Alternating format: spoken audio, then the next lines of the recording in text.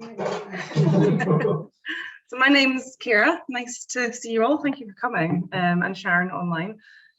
So I'm Thurso Community Development Trust's Net Zero Officer. I've been with them for about 2 months now. Kind of came in late to the project, so I'm just kind of finding my feet a wee bit. I've been developing loads of different things so far, like just some community engagement things. I've been developing the website, the page on the Community Development Trust website as well, and just kind of like did a report for a community survey that was put out last year. And it was basically to see people's views on net zero Thurso and what they thought about it, and how they were kind of getting on with their carbon emission checking, if they had, you know, any awareness of it. And respondents came back, it was 97% of people actually would like to see Thurso be the first net zero town in Scotland. So that was a really positive response. So we're kind of building on that. We want the community to get what they want, and keep them at the heart of the whole project as well. So that kind of leads us to this evening. So we have Magnus and Karl and Kate online, and I'm going to let them introduce themselves and kind of talk a bit more about what we're doing and whatever else kind of comes out of the discussion. So I'm just going to mute myself.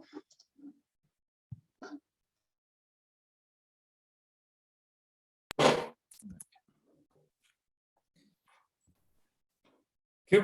Kate, do you want to introduce yourself first? Hi, yes, I can do that. I'm Kate Willis, and I'm actually joining here from Fort William. So I'm a new councillor on Highland Council as a member of the Scottish Greens. And in the last 3 years, I've been working for Cllr Environmental Group, which is based in Fort William, developing active travel projects in the Fort William area. So given that Fort William is sort of a small rural town in the Highlands, a bit like Thurso, is probably got a few things in common, which we can talk about as we go along. Brilliant. Me? Yeah. Evening, folks. So my name's Karl Rosie. Similar to Kate, I am a Highland councillor, re-elected recently, so I'm delighted. I'm absolutely delighted to have Kate and 3 of our colleagues. They're Green councillors as well. So the exciting thing for me is that Highland Council recently formed a climate change committee. So Kate is vice chair and I am chair. So very much looking forward to working on that. And I'm also a member of the Thurso Community Development Trust and on the Net Zero group along with Magnus. Good evening, folks. My name is Magnus Davidson. I'm a research associate based here at Thurso, UHI North Highland at the Environmental Research Institute. And my research looks at the interactions between the environment, the economy and society, which really means sustainability. So net zero makes up a big part of my research, particularly in rural areas like the Highlands and Islands. Like Karl said, I sit on the board of Thurso Community Development Trust and the Net Zero Working Group, and have been working on this project for its duration. Just maybe quickly to start with, thought it would be useful to have a wee discussion on what net zero actually means, because we band it around the whole time, and it'd be useful every time we talk about these kind of buzzwords. I think it's good to describe what it actually means. So when it comes to net zero, different people have different definitions. The one I generally use is that net zero means net zero greenhouse gas emissions. That means that we accept the fact that sometimes there's going to be some emissions that we can't get rid of, but we realize that we need to sequester those emissions. So we need to store those emissions through things like planting trees or restoring peat bogs. So a really good practical example of this means that, right, we all do our best. We decarbonize heat, decarbonize transport, decarbonize industry, but there's always going to be 1 or 2 things that we need to use fossil fuels for. There's a couple of things that could be, I don't know, we're getting a lot better at making plastics, for example, or making different kinds of chemicals, but there might be some greenhouse gas emissions associated with that. So to offset those and to get to net zero, we plant a bunch of trees to sequester that carbon. It's a challenge that all society needs to overcome. It's a global challenge. So everybody, not just Thurso, needs to get to net zero, but hopefully here in Thurso, we can do quite a good job with it. I think it's an interesting place socially and culturally, economically, and in position to look at the net zero challenge. What about, so when we speak about carbon neutrality, how have we got to think? Because that's something that I've been thinking about over the past months in different ways. But so you're offsetting to get to net zero, but you always think, are we doing the right thing if it's just a target of carbon neutrality? But what's your thoughts on that one? Yeah, so we always 2 points there. We talk around carbon neutrality, but we should really be talking around all greenhouse gases. And so we use in science a definition called carbon equivalent. So when it comes to methane, for example, methane's a really potent greenhouse gas, but you can effectively convert what we know the potency of methane into a carbon equivalency. And so that's what we generally talk around, the equivalencies. But you're right, if we just get to net zero as we are today, we're still going to have too much carbon dioxide in the atmosphere. So what we actually want to do is get to net zero and then get to a place where we can start to pull that carbon back out of the atmosphere, put it into the ground, get it into the trees, and start to come. I don't know what we're at, over 400 parts per million at the minute.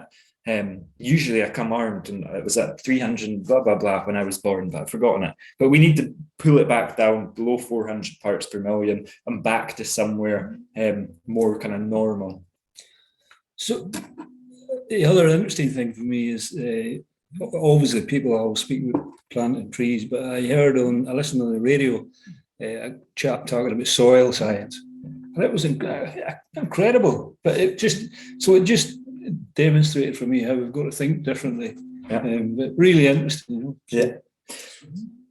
That's one of the kind of one of the debates ongoing in the land use sector, is particularly when it comes to meat, and particularly red meat is a huge debate when it comes to getting to net zero. And one of the arguments put forward by that sector is that, and again, you need to go and have a look at the science and make up your own mind when it comes to these things, but that's it, adding carbon to the soil through things like eating grass and then the manure coming out. But these things are really complicated and change from one field to the next. So you should always be wary if somebody says they come along with the solution to climate change rather than solutions.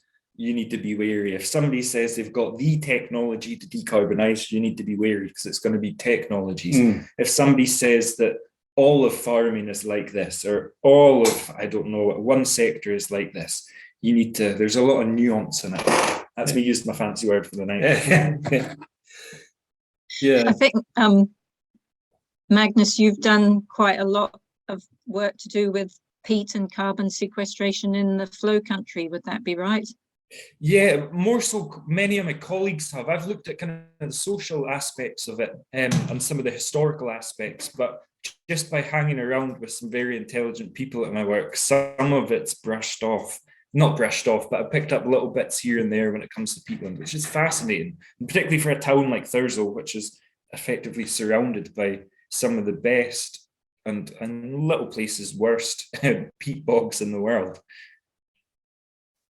So that was another thing I discovered this week. It's classified. You get class 1, P2. Yeah. Is there 3 classifications? Yeah, you would have to ask one of these said colleagues. But yeah, various classes of peatland, different types of peatland.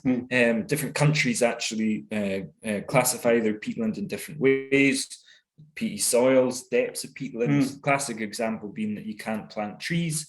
We can maybe get to trees and peat later, but you can't plant trees on more than 50 centimeters of peat because that's then classified as peatland. Okay. Just thinking about some of these wider societal themes when it comes to net zero, we all need to do this, which is really interesting. But there's kind of a split, I think, at times between what do we need to do as individuals and what can we rely on government or governments to do and industry to do and business to do. it's all fine, well, for example, for us to go out and individually get to net zero.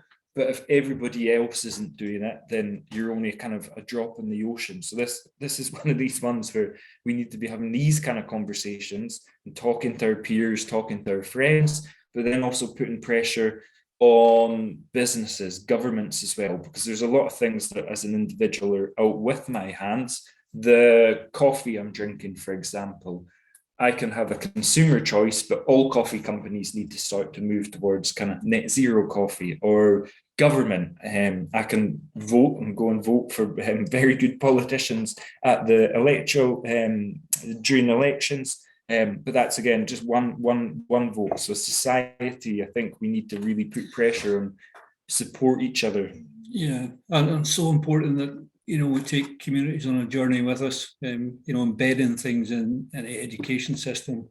That's one of the really encouraging things for me is understanding how young kids, primary school, how so they're so enthusiastic about the whole thing. So, but you're right, it's going to be inclusive.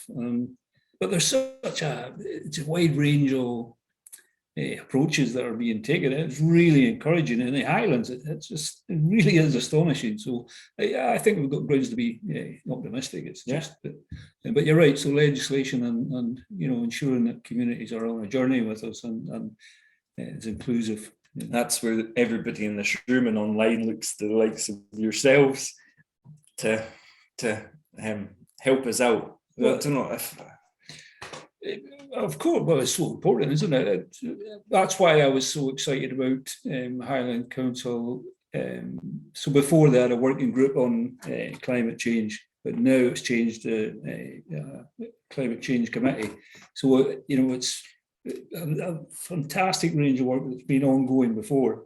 But a significance of that is that we will be able to address and consider issues and embed them hopefully across each area of council's work. So you can imagine a range of stuff, from housing to transport to food and education. You can go on and on and on, but it really is a fantastic opportunity. But for me, whenever and both Kate and we spent some time working with Highland Council's climate change team just to initially think about a strategy and an action plan, but it's how we progress. But we very much see it as, sure, we've got to achieve things with Highland Council, but it's got to be a private public partnership, and then include academia, and a crucial thing is community, because that's what's really going to drive the whole thing. So yeah, fantastic.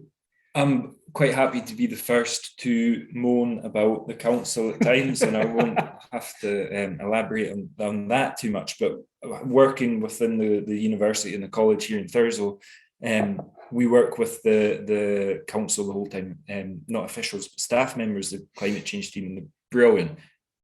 For its faults, you can't fault the Highland Council and its climate change action.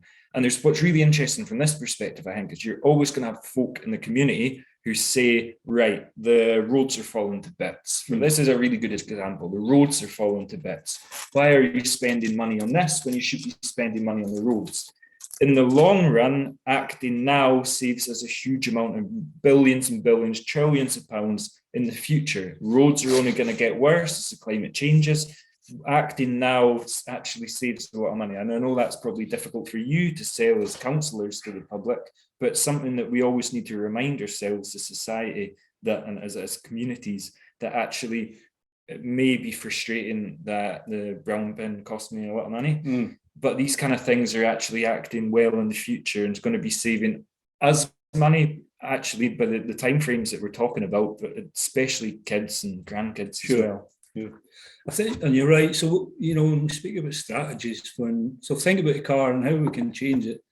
In our part, and it was really interesting speaking to Kate being from Fort William area, because I was explaining some of the challenges that we've got around the far north line, and she just stopped me. She says, forget. So, but the challenges are similar. So, you're right. This is where we've got to be a conversation with national governments, but we've got to be bold and ambitious and set targets. So, you know, what changes can we make to Far North Line to make it more attractive for people to use it and get them out their cars, you know, and yeah, so that's really exciting.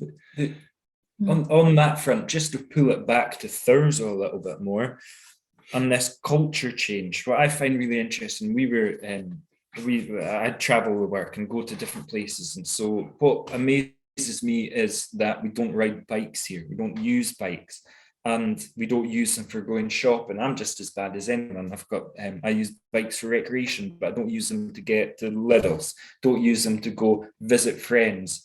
I walk to work, but there's short car journeys just because it's culture. The culture that we're in is tied to cars, and you're always, imagine you have that one guy who always goes about on his bike and goes shopping on his cargo bike. Everybody's going to be looking and going, so and so out on their bike again.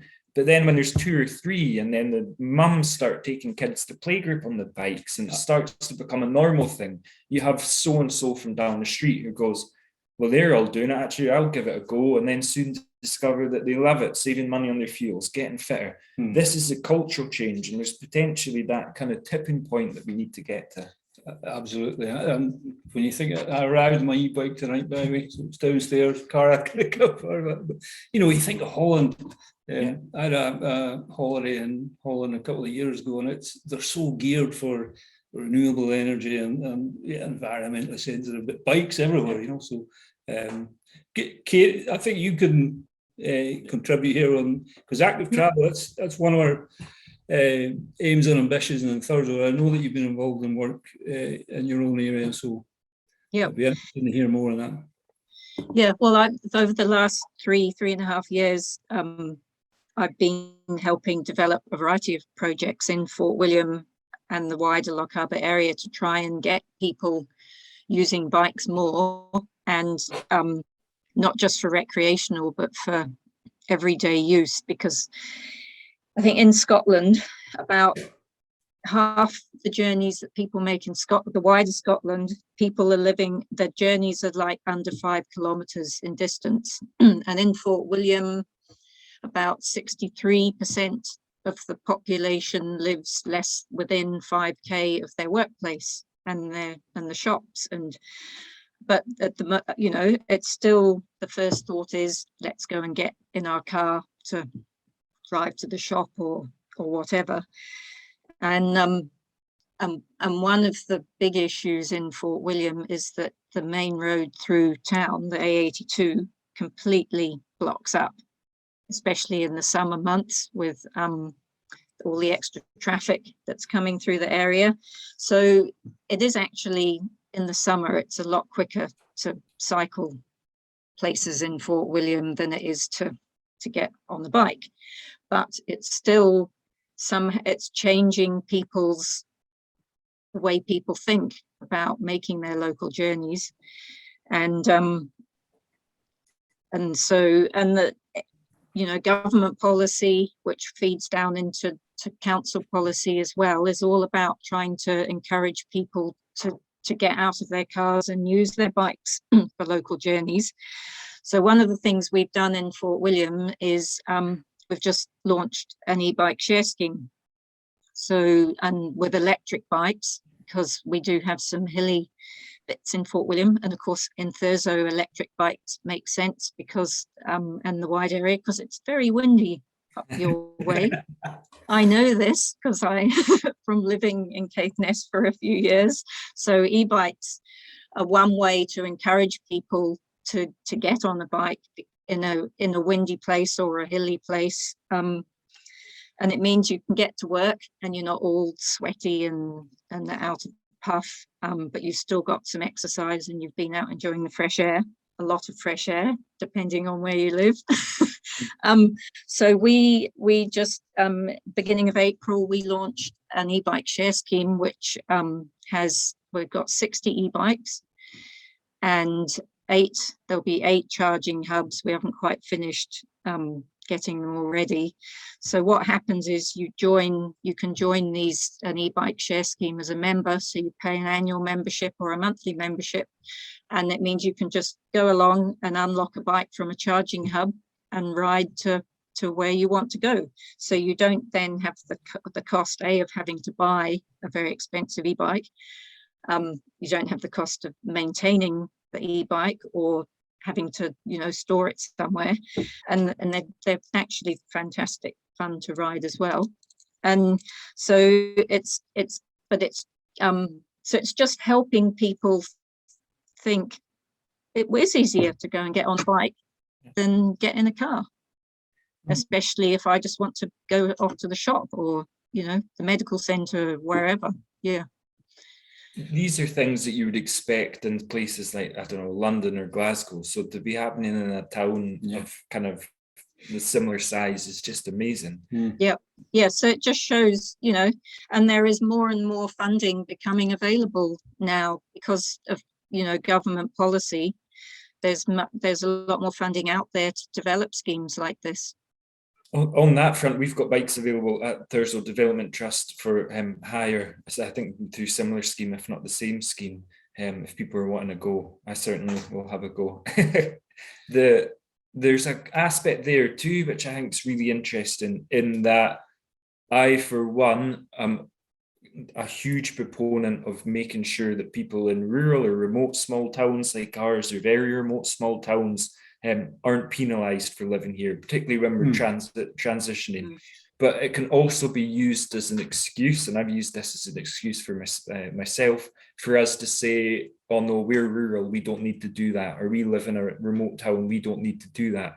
And that stat around how many of our journeys that we make in the car that are shorter than X amount of kilometres, 5 kilometres or whatnot, so true. How many journeys do each of us, maybe not Carl's electric bike, but loads of us make so many small journeys that could easily be done. And I know there's things like nipping to the shops for, I don't know, milk, just while the kids are, it's because the kids are needing their breakfast and you need to get to the shop and back in 5 minutes. You can't afford to walk. That's where these kind of e-bikes and everything come in absolutely brilliantly. We just need to kind of change your mentality a wee bit. Kate, do you mind asking, how do you approach your project? Is there actual active travel infrastructure on the road, so cycling lanes, or have you gone the other way? Is it you bought your bikes and encourage it that way first? Well, yeah, hopefully, because it's sort of circular argument, because of course, our actual path network in Fort William is needs vast improvement. There are some off-road tracks, but so the thing is, you get the argument, well, we're not going to ride because we haven't got any tracks and off-road paths. But then you can't put if you want to get funding to put in and get councils to build the paths, you've got to show that people are going to use them and are cycling. So if you've got no one on bikes, you can't argue that you need a cycle path. So it's hard to know which to do first, I guess. It is a problem, and I guess the thing is, at least putting in the e-bike scheme, although it was quite expensive, it's still cheaper than the initial outlays that are required to build paths. So if we've got cycle path monitors in on the path networks that we do have, so hopefully we can show that the continually increasing numbers of people are using the paths on their bikes, and that's how you then carry on the progression to more cycle paths. Absolutely, it's so important to collect data. I think we're in my own experience, I think there are new opportunities emerging with I'm going to say renewables funding, where they recognise exactly the point you're making, but I think we're pushing an open door, and there's ability to be innovative and creative in how we've got it. Money's tight, we know that it's going to be a challenge, particularly now. But and I guess at least in Caithness, you must have, there must be lots of funding around from all the wind farms. Yeah, absolutely. But you're right, you know, so there could be a very different conversation there. And I think, you know, I think it's something we can explore. And my experience, I think there's a willingness to listen to, you know, make a case for that. So interesting.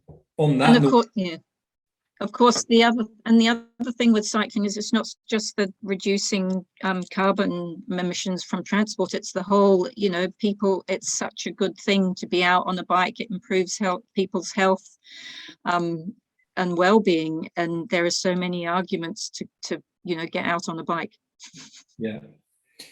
We've been working on a project that's looking at decarbonising, or actually it's a Scottish Government target to make the Highlands and Islands the first net zero aviation region by, I think, 2040. I'd happily be corrected on that. And the part of the work that we've been doing is looking at, right, we're going to have to put in this infrastructure, whether it's electrical or hydrogen, at the airports, because these are lifeline services between islands, places like Wick. We're going to have to put this big amount of infrastructure in at a real cost. Is there ways that for a little bit extra cost, actually we can add the infrastructure for the communities to make this transformational change? So if we're whacking in huge chargers for airplanes, how about whacking in a couple of extra rechargers that can be used for bikes or cars on the side of the airport, and turning the airports into real transport hubs that benefit the communities as well? So you're not only addressing the aviation challenge, which is huge, but you're also adding all this value as well. And sometimes it's with those bigger projects where you can really tap on, if there's a will and a way with the developers, tap on a whole bunch of good benefit for the communities too. I think one thing in rural areas would be, you know, really improving access to car share clubs, things like, you know, and so of course an airport, I guess, is a good base to have a pool of cars in a car share group. absolutely. Yeah. I'm conscious we've talked about transport for a good bit, and I really think it's something to come back to. I'll just make the audience aware that more than welcome to ask questions at any time if you want, or contribute as well. Yeah. Well, what are your parameters then for net carbon, net zero carbon? I mean, for example. Yeah. In Thurso? Yeah. So yeah. What about farmers using soya that's from Brazilian rainforest destruction? So what are your parameters? I mean, have you got a plan? Is this what? This is a few questions here, but is there an agenda for this meeting? I mean, you're just chatting about things, and is there a plan? Is there an agenda? What's the parameters for this? I'm just going to repeat the question to the camera so it's picked up on the audience. So the question's asking about net zero Thurso specifically, and what the parameters are here, asking about the town itself. So that fair? No. Have you got a plan, and what is the agenda for this meeting? The agenda for this meeting. So during the meeting, we're going to be hopefully having a conversation around net zero Thurso, what net zero is, but we can focus more on Thurso if that would be useful, and I can talk through a bit of background around. I mean,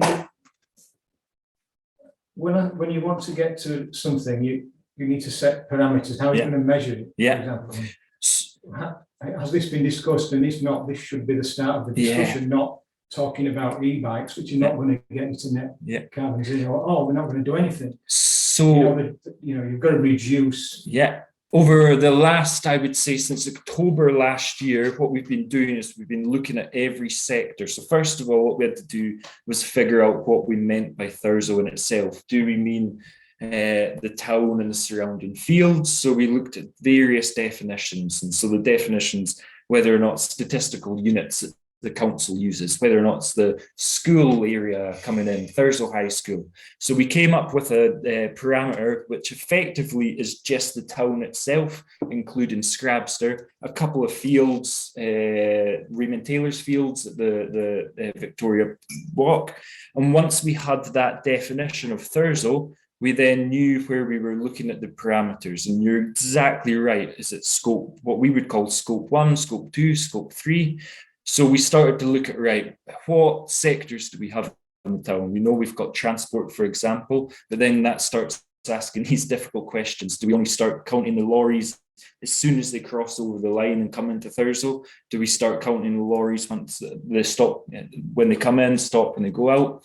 We looked at things like heat transport. So we, for example, looked at the amount of gas that we use in Thurso, and we assigned a carbon value to all the gas that we use in Thurso. So we know, right, we use X amount of tons of gas, that's X amount of tons of carbon dioxide. Right, we've got a baseline there of knowing what we need to decarbonize, and we've done that across pretty much all sectors. So we've done it specifically for Thurso where we can. So we know, for example, from different organizations, if it's gas, if it's electricity, we've got an indication of how much food's coming in. We're talking about imported soya.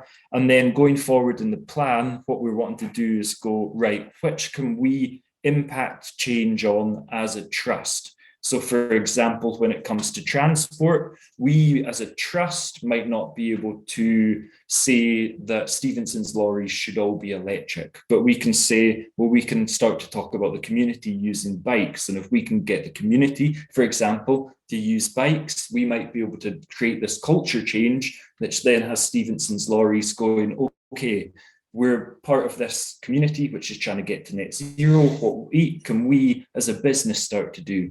What grants are out there for them to start to change? We realise that we have a whole bunch of housing in this in the town, thousands and thousands of houses. We maybe can start to talk to different private homeowners, for example, and say, right, what are your main challenges when it comes to, is it heating, is it insulation? We can, as a community, start to talk around how do we overcome these challenges? Are there ways that we as private householders, for example, can form cooperatives to start to enact this change? We've got housing associations, we've got council housing as well. So we're starting to go, right, who owns the housing association? It's Cairn. Let's go and talk to Cairn about their plans. How do we incorporate Cairn housing's plans into our net zero plan? Because we've got these figures that are saying all of, for example, the houses in Pennyland are emitting X amount of emissions. So we absolutely have, and we're very much at the start of this journey, but we've used a scientific basis to say, these are the emissions, these are where they're coming from. Some of them are not as good as we would like. So when it comes to, right, do we know how much emissions are associated with all the food that come in? We know some, we know others, so we have to kind of make an estimate at times. But we absolutely have this baseline, we absolutely have a plan to come in. Specifically for this evening, it's kind of just more been a discussion to see, or a conversation around what we feel as people working on the trust, working in these sectors, in academia, for the council, what you as kind of citizens of the town feel about this as well. But yeah, we'd quite happily structure it in a different way if you think. Well, I don't know really. I think you need to, you've got your baseline, which is the right thing to do, but you're never going to get to net zero unless you offset it either, because there's no change in consumption, is there? Yeah, that's exactly the discussion. You're going to always be consuming unless you can't stop consuming, so you've got to offset it. It's exactly the discussion that we've been having. So is the aim to get to net zero, or is it just to reduce consumption? We've had the different things. Yeah, had this discussion as at the trust, as the working group, and I think society's having this discussion at the moment too. We as a town could quite easily just offset, whether or not we do it through formal manners like buying carbon credits, or whether we just say, actually, we live next to the flow country, it can offset all of our carbon, done and dusted overnight, no problem. And we made a decision very early on that that's absolutely the wrong way to do it. It wouldn't actually do anything very well. What we need to do is it's outside your scope as well. Exactly, it's outside the scope. I mean, it's outside your parameter because your parameter's Thurso. Exactly. Would we go as a town, we're just going to pay for carbon offsets from outside the town? that point raises another question. There's no way, or I would imagine, I don't think there's a way that we as a town of Thurso, even cutting all our emissions, which is the plan, we're looking at the sectors to cut emissions, could offset then our leftover emissions to get to net zero within the boundary that we've got. Planting the 2 fields there with trees wouldn't get to net zero. So it shows the interlinked nature of us as towns with our surrounding countryside, with our neighbouring communities as well.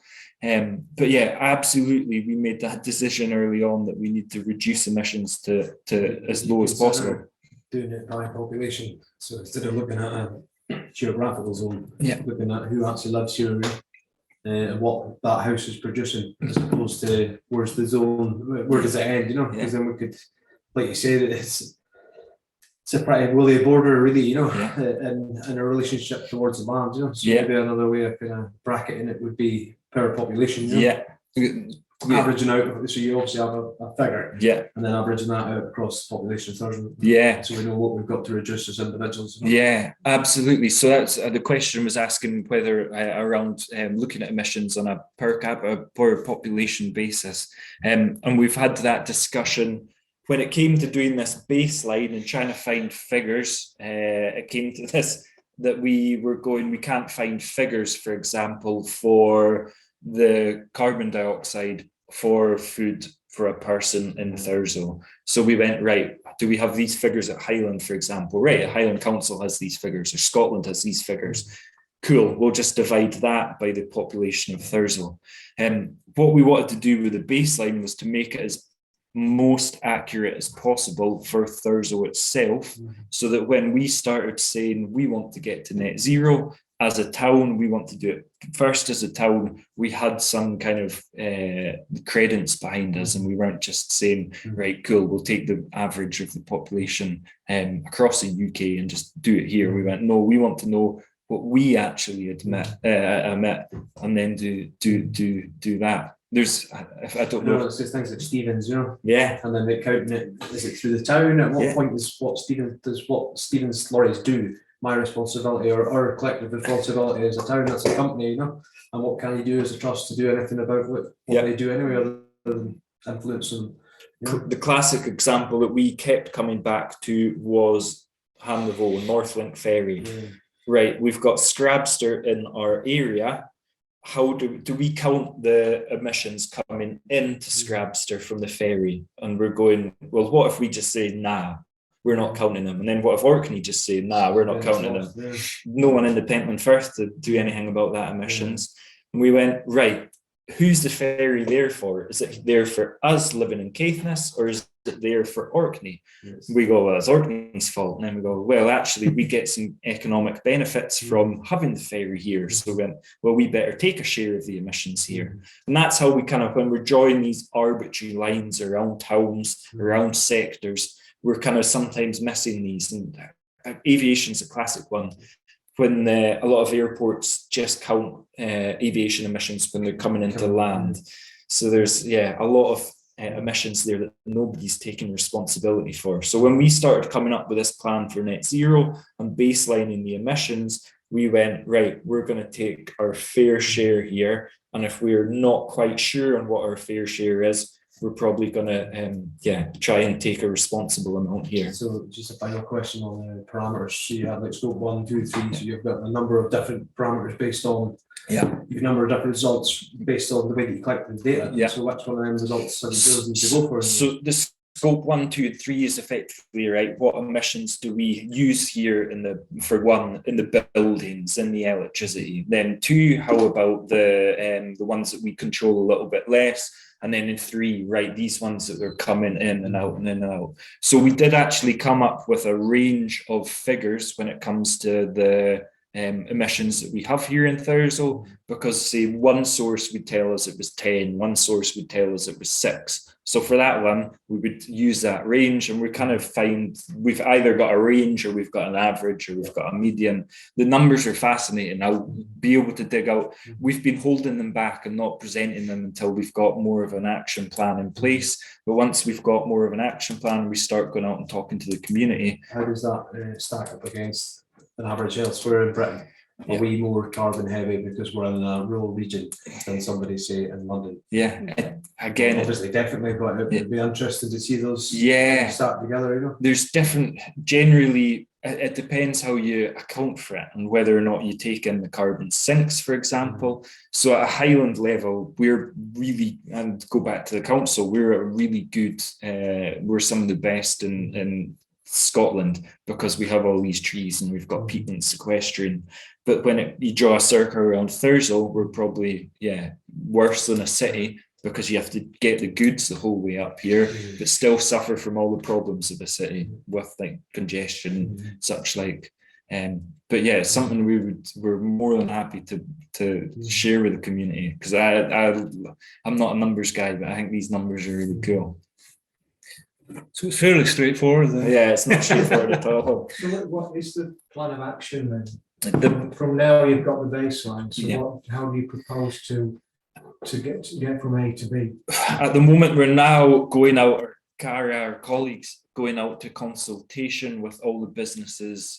We thought businesses were a pretty good place to start because we know the emissions associated with businesses.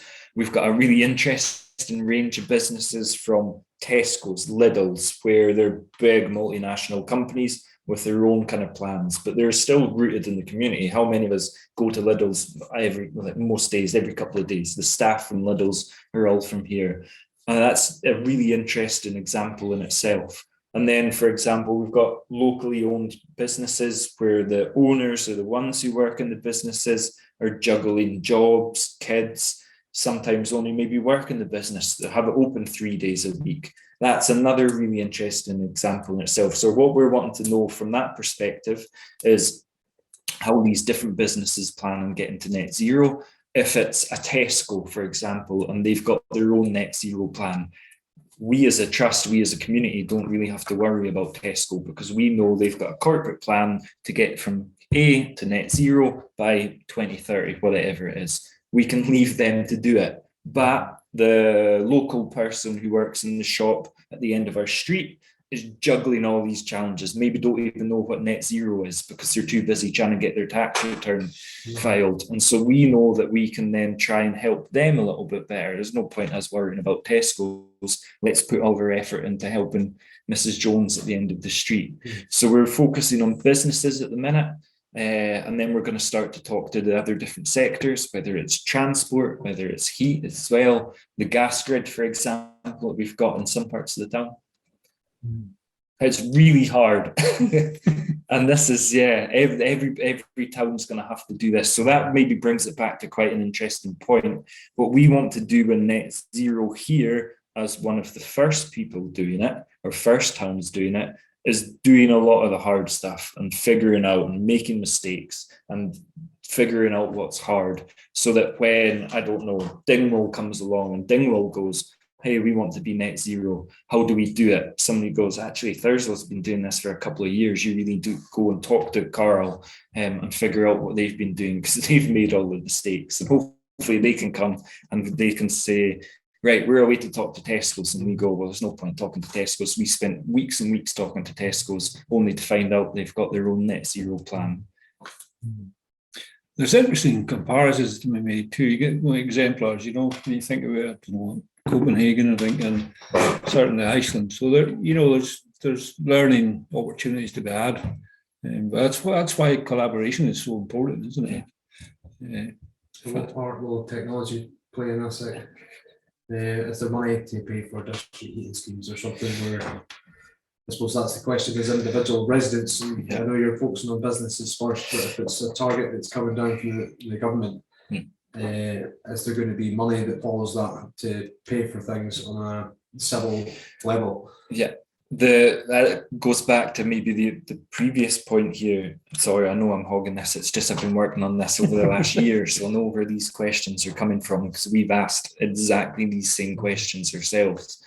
One of the hopes is that because we are deciding to take this challenge pretty head on and to go, right, we're just going to do it, the government then steps in or comes along and says, actually, Thurso, you're doing a pretty good job here. We're really interested in the results.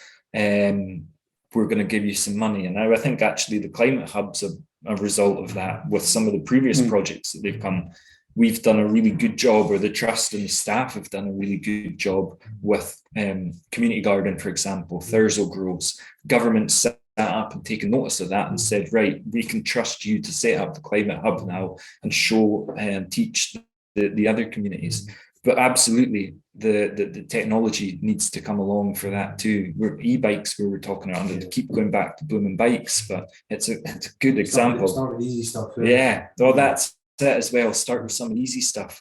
I think, yeah, for me, one of the discussions we had on strategy was, what are you going to do? So in local authority terms, when you've got large housing stocks, so is it wise to ensure that your houses are insulated properly, and then a sequence then is to think about heating after that. If they're not insulated properly, it just doesn't make sense. So I think we've got some real opportunities then around that. Just 2 weeks ago, I think we saw a launch of opportunity Cromer to the Firth. We're now speaking of producing our own hydrogen in the region. That's very significant. It does so many things, not least reducing fuel poverty, which is a massive issue.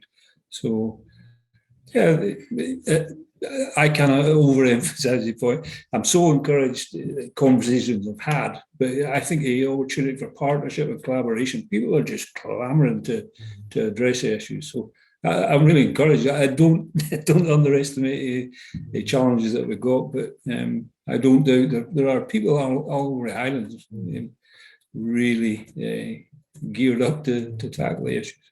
When it comes to technology and who pays for it, I use myself as a classic example here. We don't own our home; we rent through cairn housing. I want to make my home net zero. It's not actually my responsibility. It's a housing association. Housing association has a huge amount of housing stock in the town. That's where government needs to step in and say, right, it's our responsibility as the government to help there. So I'm just seeing if Kate's got anything that she's wanting to add here. I was just going to say, in terms of building strategies and plans for different towns, I think it is good to, as you say, to work in partnership and to see what other areas and towns within the Highlands and further afield are doing, and to work together, because otherwise there's going to be a lot of the same wheels being invented multiple times, and to keep an eye on, to be involved in what is happening with at government level. There are consultations going on for various things at the moment, and of course that then feeds down to the council level and then regionally and more locally. So it is, because this is a global issue, and so everything, you do have to keep an eye on the bigger picture and work, look at what other areas, some areas may be more ahead in one area than one aspect, whereas Thurso may be leading on another area. So just working together is very important too. I think the point's really important around what's the action plan, how do we go forward. This has been a 12-month project, and we've still got a number of months ahead of us where Kara's brilliantly helping us out. But it's not a year-long project to get to net zero. This is like what we've managed to baseline and start to talk to businesses. This is going to be 25, 35 years long, and we haven't even come to a target of when we would like to get to net zero, because we have to come up with different pathways. So it's a long project. It's going to take a while. It's impossible. I say it's got to be possible. Otherwise, if we can't do it, never get to net zero unless you offset. Because you're always going to be consuming heat. And if you insulate as maximum you can do, you're still consuming. So you've got to offset the carbon. We need to make absolutely everything that we can renewable: heat, transport. But there will always be some emissions somewhere which need to be offset. The challenge is making sure that we can get to that stage. At the moment, I think I read somewhere that all the businesses that want to offset the emissions at the minute, there's literally not enough area in the world to be able to offset those emissions. The way we're going about it at the minute is bonkers, that we're trying to offset before we try and reduce anything. If everybody does that, we've no hope. So what we need to do is reduce, figure out what's left, figure out a way to reduce that even more, and then offset. And obviously, there's ways to offset as we go, but it should certainly not. The worst one, this even makes me wince saying it out loud.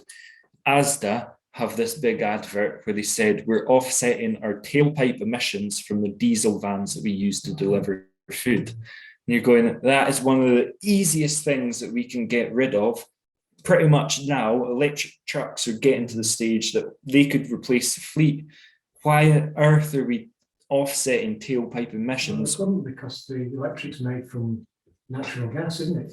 At the moment, not in Scotland, we're at 100% renewable. I know there's natural gas power stations backing up the wind. Yeah, of course. And we're getting back to talking around net and gross when it comes to net zero and electricity. We're at 100% of electricity from renewables in Scotland at the minute, but certainly not when the wind's not blowing. How do we deal with that issue? It comes back to the kind of, one of the ways is hydrogen, which Carl's been talking around. Which is made from natural gas. Yeah, at the moment it is.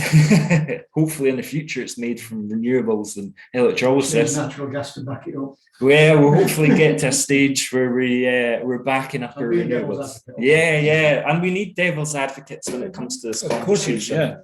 And we can't be idealist when it comes to this conversation. And idealism does come in at times useful, but we need to be pragmatic, and we need to ask these hard questions every time we're asking questions too.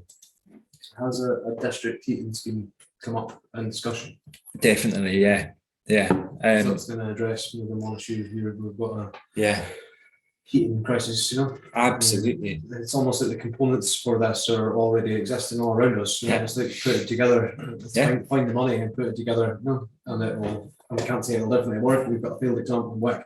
But obviously this is going to help pushing this forward. But I would think that the position that you're putting yourselves in, I know that's a higher end one, like do the easy stuff first. But if you really want to bring the emissions down, then I would say that a district heating scheme in an area is going to work really well. We've got a failed district heating in Wick, but we've also now got a successful district heating in Wick. And like we're trying to be an example for other towns, that example in Wick can teach us a huge amount in Cllr how we do it. So district heating come up in one of the first instances. I think district heating was the first big technological solution which almost all of us came to, beyond just kind of electric bikes or whatnot. Right, if we're going to spend money on infrastructure, what are we going to spend money on? District heating came up, but we are it's not, certainly I'm not an engineer. This is where we start to need to bring in that kind of, right, we've come up with these ideas, or we've established the problem. We've started to talk with the community around what they want to see as challenges. We've started to identify solutions. Let's get the experts and the technical experts in to start to say, that can help.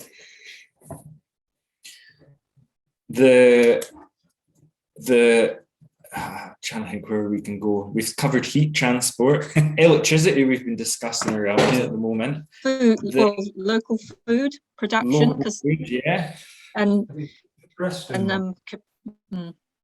So, being a remote region, that would seem to be a good idea. The Preston would reduce the transport emissions from travel to Inverness. Within this project, we've been in touch with people at Preston to learn about the model as well. It's not been me, so I can't actually speak a huge amount on the Preston model, but very early on in the project we were straight to Preston to ask the discussions, ask for information there, and there's been other dialogue back and forth, so not just with places like Wick, Preston, all across all across really kind of good examples too.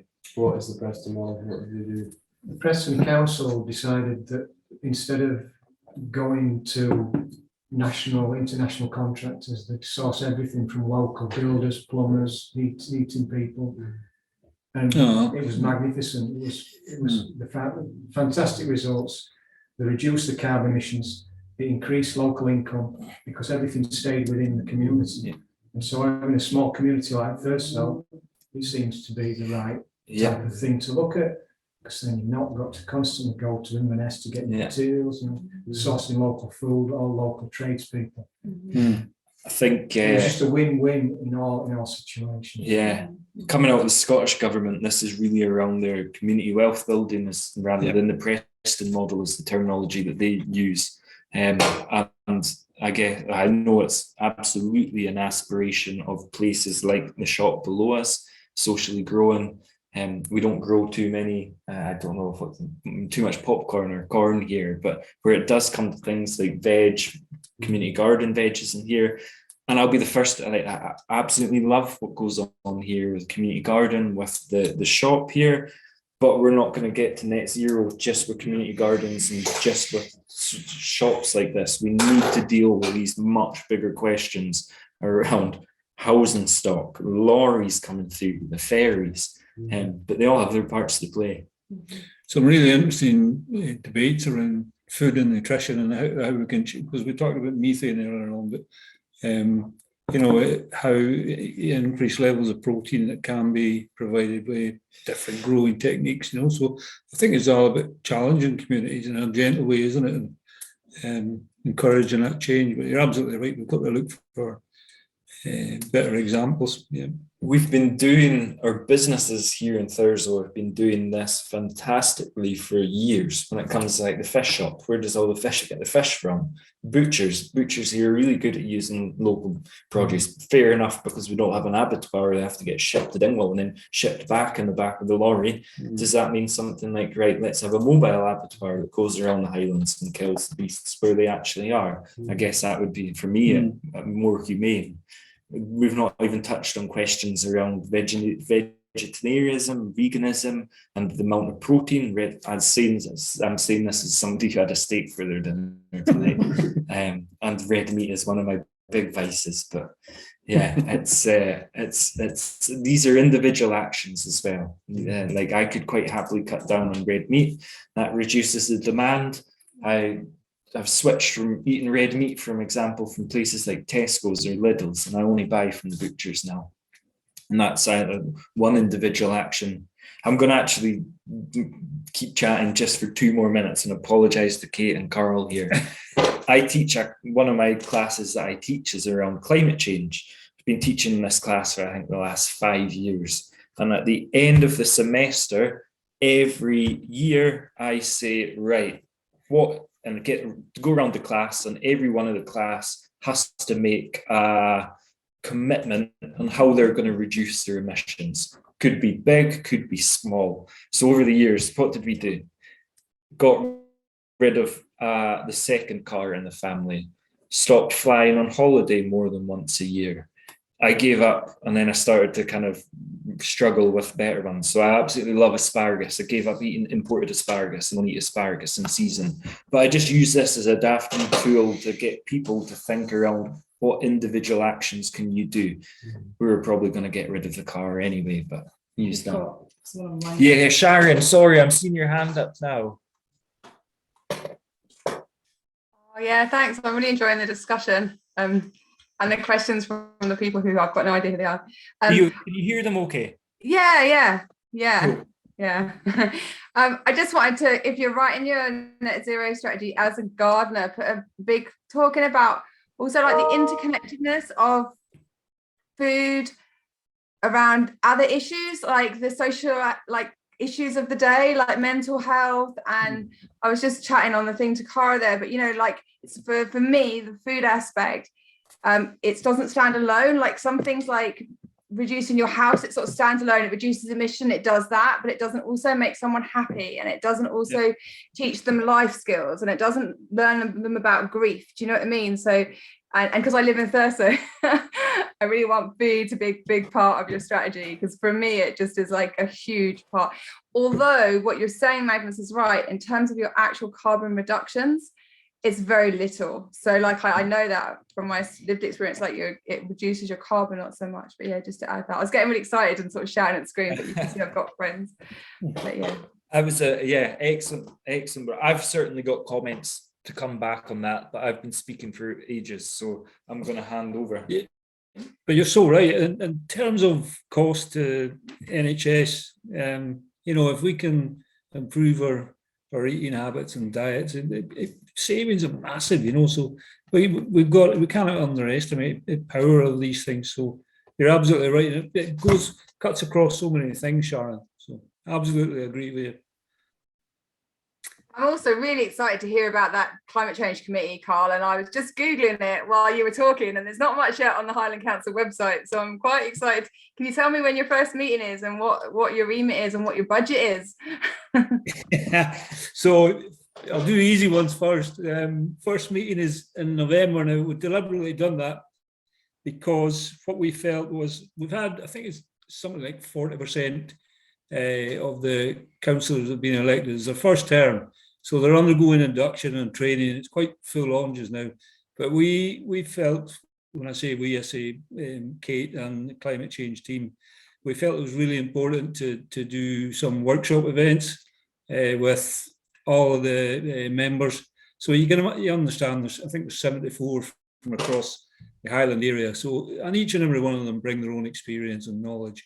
So we felt it was important to give them the opportunity to input into, what strategies we should be thinking about and what our actions should be. And then we'll do some more workshops with the committee itself. And hopefully we'll then be in a position where we can start working in partnership, with, as I say, private sector, public sector, and academia, and I think it's really important that we send a message out to the community on small things. I get a point that it's been made when you're maybe just speaking about bicycles and whatnot. When it's the accumulation of actions, that's, I think we're going to achieve or make significant strides if we can do that. By everyone being on the same journey. So. Budgets, I was going to avoid that, but I'm going to be honest with you. No, I'm sure you can understand. I'm trying to remember how many strategic committees Highland Council have got, Sharon. I think it's 4 or 5.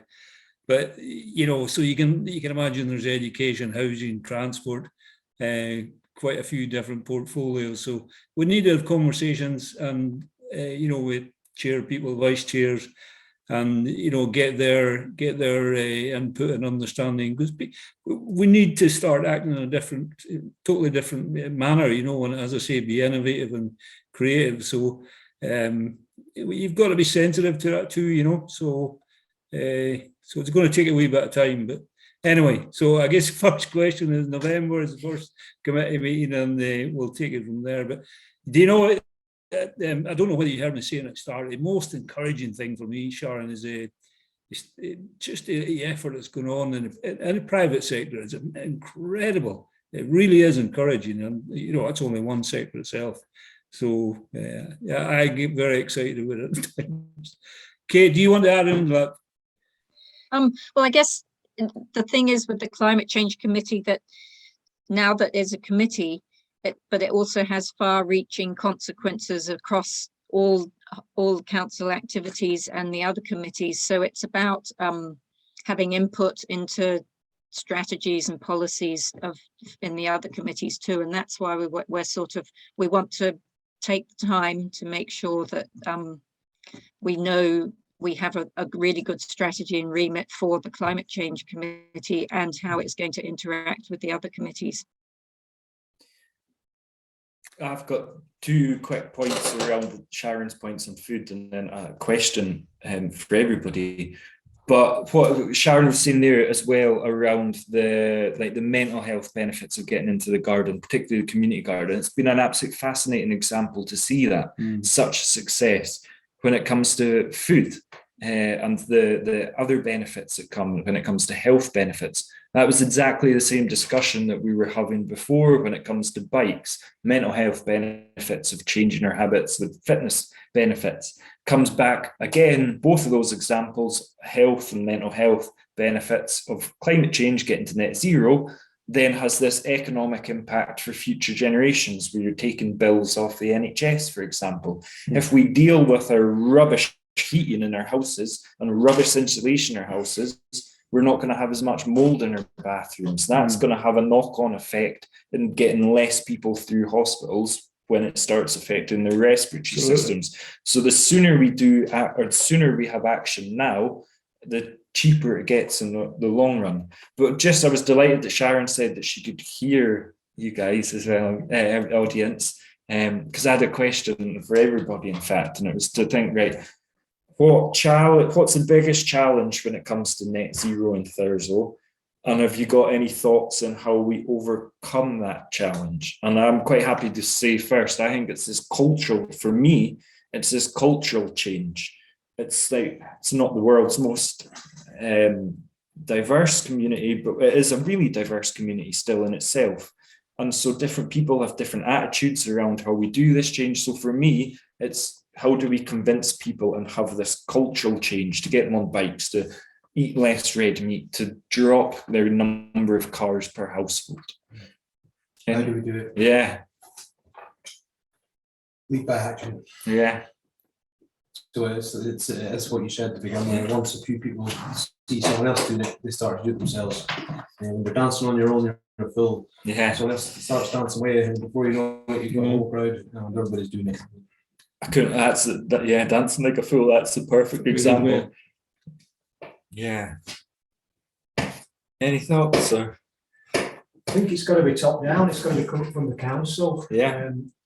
Because the services are getting cut back and people living remotely, travelling long distances to get the essentials of life. And recycling facilities, I think, are very poor. I think it's got to be top down from the council. I mean, people will do what they can, but unless there's comes from above and the given incentives to do it, and they see the council's on board, then it's just a waste of time, because I've been doing this for 30 years and there's no good. I mean, I feel good inside by doing all these things, cycling and that, but it's no good in them. It's got to be from the council and higher. I think people burn out as well. Yeah. I think certainly, my husband said 30 years he's been doing it. We can all do what we're doing downstairs, but then more people have got to do it, because people take these things and then they just burn out because they think, right, I'll do it then if you're not going to do it. I'll do this, and then before you know it, you get ill and you burn out. Yeah. And then they've gone. Yeah. And then you're waiting for somebody else to come in. I mean, we're at a point where it's voluntary just now, whether you decide to do it or not.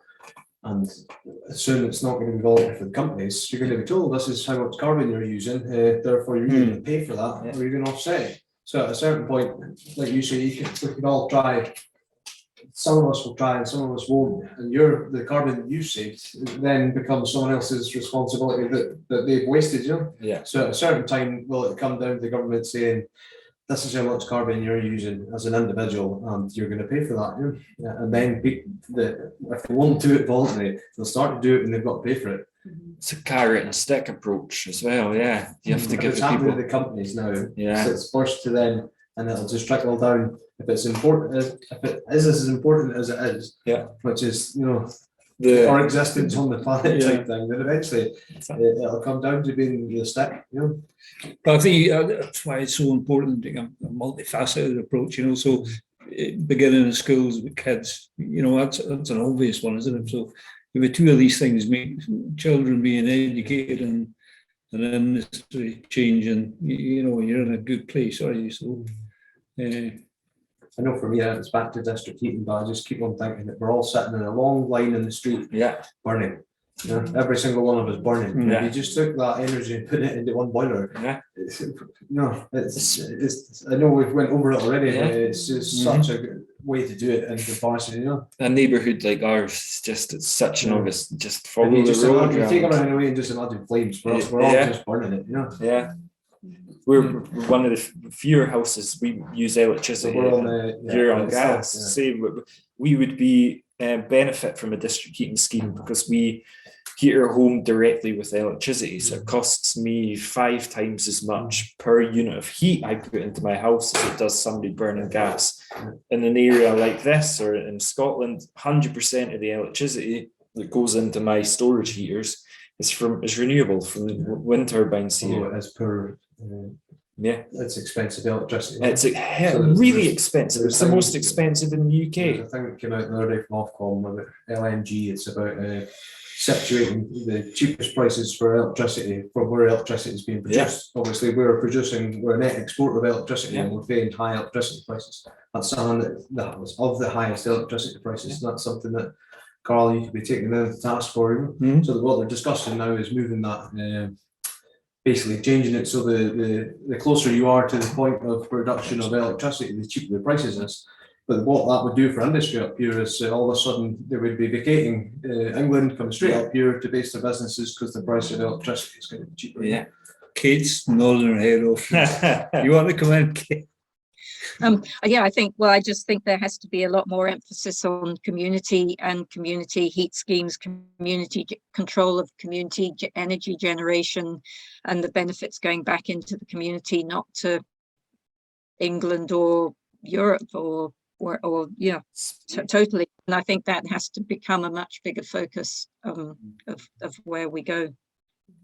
I think that's a really, really important point. How cool would it be in, I don't know, let's be optimistic, 10 years time, 5 years time, Thurso Energy Company has a district heating scheme, a couple of wind turbines on some land, it could be outside the town, I'm not a stickler, that is providing electricity to the town. Right enough, there's going to be profits, but because it's owned by the town itself, the profits are reinvested back into, I don't know, fuel poverty. People who really need it. That's the model that we should aim for when these turbines Absolutely. came here. You know, it's late now, it's shutting the barn door now. But here, the best time we could have done it was when they started coming in. The second best time we could do it is now. Like that's what we've been. Carl's been a proponent of this for years. He's been. You took the guy who worked in Bavaria up, and you've been going on around this. There's the municipal model here, and not just electricity, heating, electricity, insulation, everything. I do give Carl some credit sometimes. Yeah, it's worth noting that obviously the government paid for insulation of Scottish homes about 10, 15 years ago now, you know, as a surveyor for that. So I'm not saying every home in the Highlands has been insulated, but it was free at the time. I was the one that was handing out the grants. You know? So in terms of insulating, we're pretty much well insulated and have been for the last 10 years. The only people that haven't got that basically didn't answer their door when it was being knocked on and flyers, you know, it would be being stupid to turn down free insulation at the time, you know. So we can't insulate ourselves out of this. Sharon, are you wanting to come in? Or you took your hand down? A legacy hand. And the thing is, if we do these sort of things, we're not only are we helping mitigate against climate change, but we're building community resilience, we're repopulating, which so there's so many win-wins if we do the things that just have to be done. Comes back to the Preston model. That's where we have the ownership, community wealth building, the ownership of all these things that we need to get to net zero. If we retain them here and have the supply chains here, it's going to have a good economic impact as well. Arguably, maybe not what we've been seeing over the last couple of years with some developments when, I don't know, that wind farm's owned by investment companies split between Spain and China or wherever. And some of the biggest wind farm operators in the UK are nationalised companies, just not nationalised in the UK, nationalised in Spain, for example, or in other countries. It's another model, you may have heard of it, utility service companies. Yeah. Now, I don't know what this heating scheme is about, but utility service companies, it's about decades old now. So instead of someone paying for the gas and electricity and whatever they use, telephones, they just pay like the landlord, the council or CARE to provide them with services. Yeah. Okay. And then the onus is on the housing association to reduce the emissions. So actually, you're paying for a service. You're not paying for your electric bill, your telephone. This is my home. You look after it. Yeah. So it's the onus is not then on the person. It's on the company. Yeah. And I think it's a very good idea. Yeah. It's fairly common. A few decades ago. Yeah. fairly commonplace in European, Scandinavia and European countries. We just haven't caught on to it yet. Yeah. There's money to be raised for individuals, really, Well, that's it. Yeah. Comes back to We never talked about tree planting yet. We haven't not.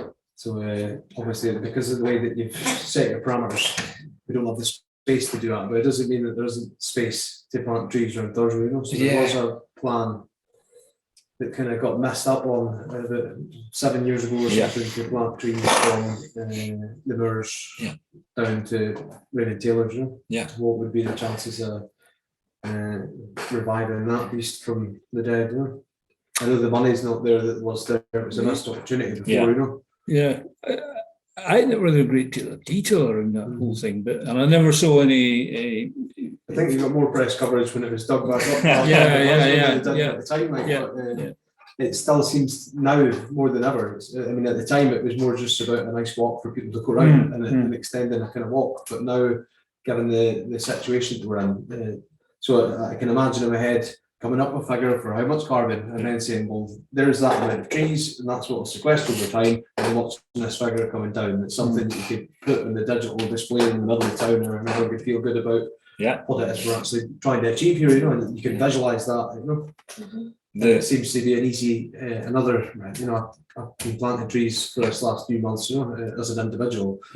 So it's something that's quite easily done. There's a massive appetite in the local groups, Caithness Biodiversity Group. They want to be planting trees, but they don't have anywhere to go and do it. So it's almost like give them the ground. Trees for Life will give you the saplings, and the biodiversity group will help you plant them. It's a no-brainer to reduce carbon or to sequester it anyway. I think that comes back to, as well, a huge opportunity for land which is owned, in our case, by the council, or at least half of it owned by the council, coming together with local businesses or landowners and saying, even I'm a huge proponent of community ownership of land, but maybe it's a shared ownership model or a lease for these groups of plant trees. But then it's like, again, it keeps going back to these little things. Like if we plant trees, then there's obviously, it helps in town huge amount with things like keeping the town cool when we're going to have these really hot summers in the future. And going back, and I think it's a really interesting point around supporting the community for planting trees. The best example I think of this is if you chop a tree down in the square in the middle of town, how much of an outcry is there? Just channel that into planting trees, but they make such a nice, enjoyable space. We don't have a huge amount of deciduous trees in Caithness. Look at the recreation space that Dunnet Forest is. Like, imagine bringing Dunnet Forest into the town. That would be transformational, right? As somebody who lives pretty close to the moors, It doesn't go fire, but that's again. And I keep going back to this. So that's a calculate. You can calculate that. I could calculate that overnight, right? And then it was something it's a target you can easily say, if we achieve that, then that's reduced X amount. Absolutely. I always support you in that. These are the figures that we could do. That's something, and this is, I'm getting carried away here because I'm getting excited. We can absolutely do those numbers, but then that's the kind of thing that, I don't know, a group of folk like us, a couple of guys like us who are interested in this, or a section of the community or in town who can go out and do something practical and do it using the skill sets, for example, that you've got. How many of your friends could you get in to help? How many of your friends could you convince or show that actually this is a really cool thing to be doing? Friends than I do. Well, I look around the corner here and I'll quite happily help out. Maybe not if they plant 1,000 trees. But it's these kind of things, like one individual like yourself, just be like, here, what on earth is Ian doing? I'll wait and get a blether with Ian, and then 10 minutes later. It's like the the beach clean. Yeah. The beach clean is massively popular. It's put on and everyone feels that they don't need to have any knowledge to pick up rubbish from the beach. Everyone feels that they've done something good when they've done it. So it's a bit like that. When you've set something up and a few people start to do it, the other people will come along as long as they feel that it's within their capability. Yeah. And planting trees very much as, you know, everyone can do it from very young to very old. Oh, Sorry. no, Carl, sorry. I was going to ask Kate, because I haven't got a great deal of knowledge of it, but I know there's a lot of work goes on around coastline in your area, Kate. Are you familiar with it? We'll drop you in. In terms of sort of, there's a few rewilding projects, that sort of thing. So, yes, there's a couple of projects going on, for example, in reintroducing seagrass and native oysters. I mean, that's probably, you've put me on the spot a bit here. But that's all right.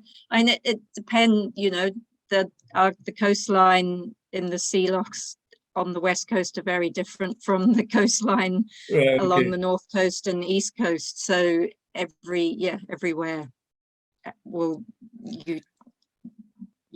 what is happening here you couldn't do up on the north coast, for example. But, I was going back to the food and meat.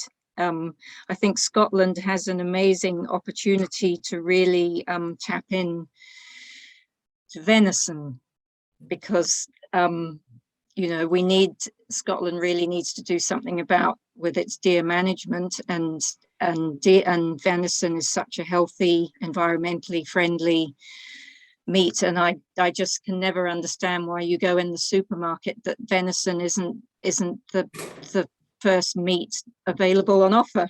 So I think there's an amazing opportunity that Scotland is certainly not capitalizing on at the moment, which would contribute to helping a lot of issues, as Magnus probably knows. There's at least one person in the audience who's fully behind you as well. We were having this discussion. Yeah, we could. Yeah, Ian. I don't know, more of a proponent of culling deer, I think. But it's such a fantastic point. And I'm going to drop Thurso Community Development Trust in this, because when we were in early discussions around opening up the shop downstairs, socially growing, that was my first suggestion. Can we get venison stocked in the shop? Because it'll have so many benefits, and we live in an area where actually there's a lot of good venison. You can get venison in town out of Blooming Liddles, or actually in the butchers that comes up from our guy. But that was my first suggestion when we were talking about an environmentally friendly, sustainable shop. I was like, get some venison in. So, right, I'm going to take that back to the board, and we might yet see venison in the place next couple of weeks.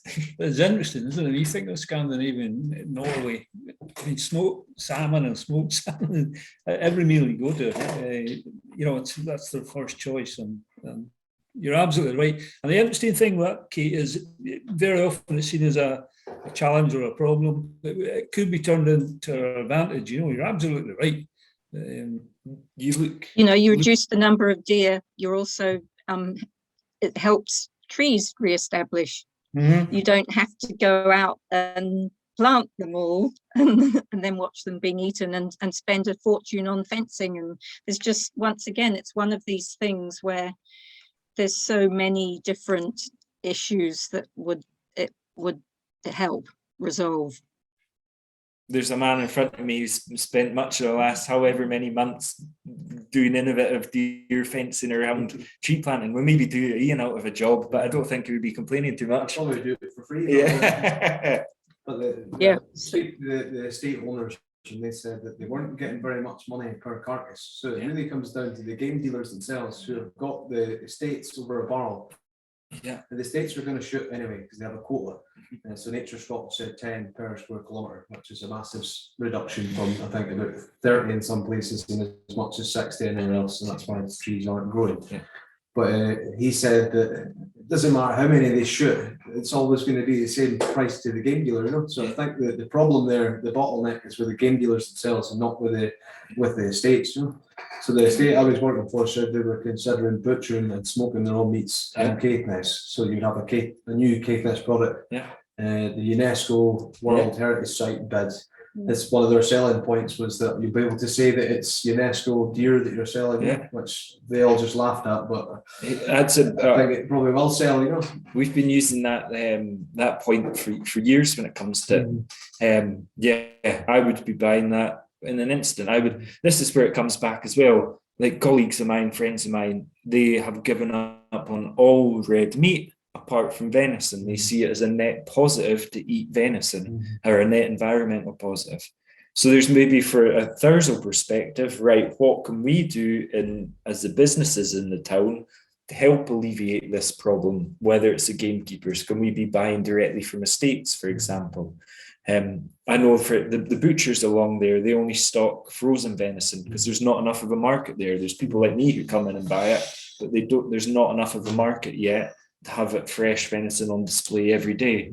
If we can start going out and talking to our friends, that's something you could do a street food day. Street food, yes. Just get them inspired to eat it. Yeah, that would be a brilliant idea. Like, I also love that idea of the digital counter. For a car into a vegan mix. Yes. The digital counter, if we could have a clock ticking of our carbon footprint as a town. I love it. Ticking up every day for I don't know, a tick for every kilogram we emit. So people can visually, as they're walking down the street, see it tick, tick, go up or go up. How difficult is it to measure out? So how would you know, when you're speaking about parameters, it absolutely scared me when you asked. I was delighted that Magnus spoke, because I was like, how to answer it. How would we measure output as a region and then do exactly that?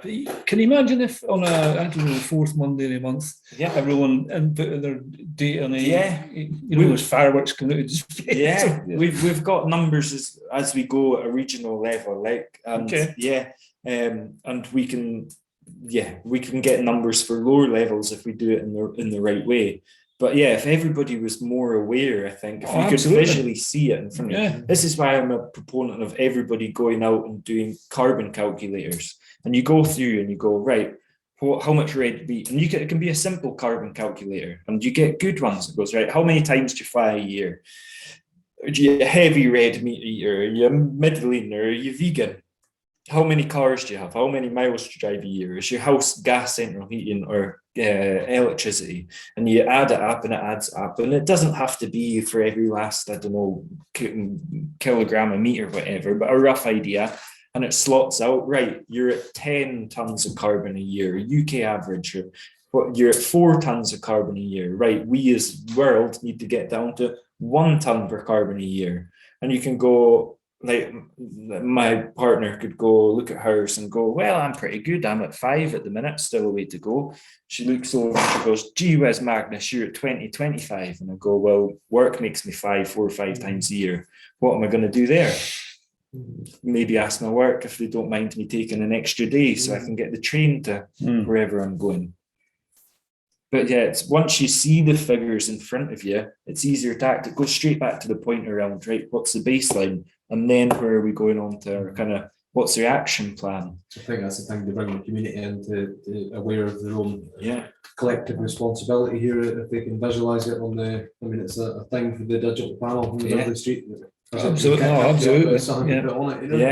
And we could go out when we're at, I don't know, these different days, if it's like the splash at the Hogmanay, or if it's going to be, I don't know, a community event, or even just standing outside of the precinct with a couple of iPads and just getting people to do it and showing them, look, and they can go, oh, what's yours? I think that would be a really interesting. I'm sure that's not going to make us net zero in the next 10 years, but it's going to start that little ball rolling that snowballs and snowballs.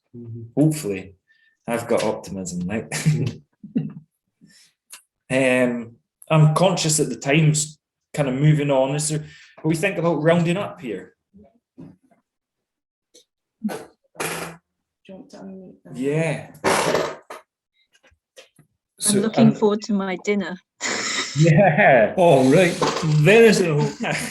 Well, actually, it is. I'm pretty much vegan, but we do eat venison. because one of the a couple of the estates here now are starting to sell venison locally, and there is a local the Glenspian charcuterie or something. They do venison as well. But anyway, getting off the topic. But I'm just thinking, yeah, we've got 25 minutes by our clocks, just kind of starting to think about rounding up some thoughts between us all. And so, yeah, maybe a couple of actions that we could think would be what we would like to see coming out over the next 5 years, 10 years, 3 months, whatever it is. So for me, probably the first point I would like to go to is, right, how do we decarbonize the heating systems when it comes to, not just gas, but electricity, but oil? There's probably people in the town burning oil. I know for a fact there's people in the town burning oil. There's people even still burning coal for very good reasons as well. Maybe not good for the climate, but they have very good reasons. So for me, starting to think about, right, how do we decarbonize heating? I find that really interesting. Transport's another obvious one, but again, it's less of an interest of mine. So I'll maybe let others speak on that. But one of the issues that we've maybe discussed less tonight is around fuel poverty. And there's parts of town which are not on the gas grid, which really suffer from fuel poverty, in part from not being on the gas grid. It's an issue we feel at home with not having gas in the house, having to heat our home by electricity, and finding it ludicrous. It goes back to the ideas that we were talking around early, that I am effectively using 100% renewable electricity to heat my home, and I'm paying 5 times as much as my neighbour who's using carbon emitting gas to heat their home. We talk around things like just transition when it comes to the transition to net zero, about it being socially just. This is the most unjust thing I can think.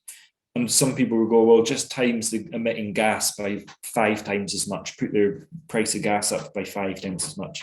All you're going to do then is stick a whole bunch of people into fuel poverty and make them raging at climate change mitigation measures. So there's this weird balancing act where we need to get everything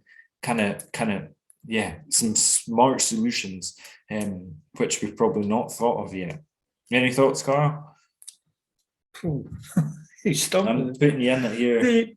So we've got an opportunity and to make progress with the SGA and the closed gas network. So that, that's imminent. But you're right. It's people are not including that. So that's where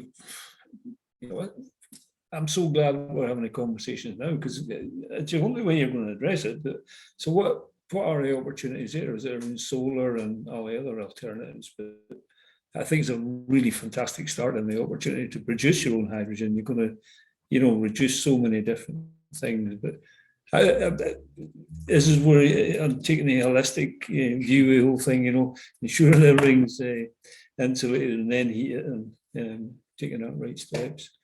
But transport and all, that could be massive. Partly of the 3, I forget which are the biggest, because you're right about consumption. But I think food production and food, that's the number one, isn't it? So we've got to push that debate along. Yeah.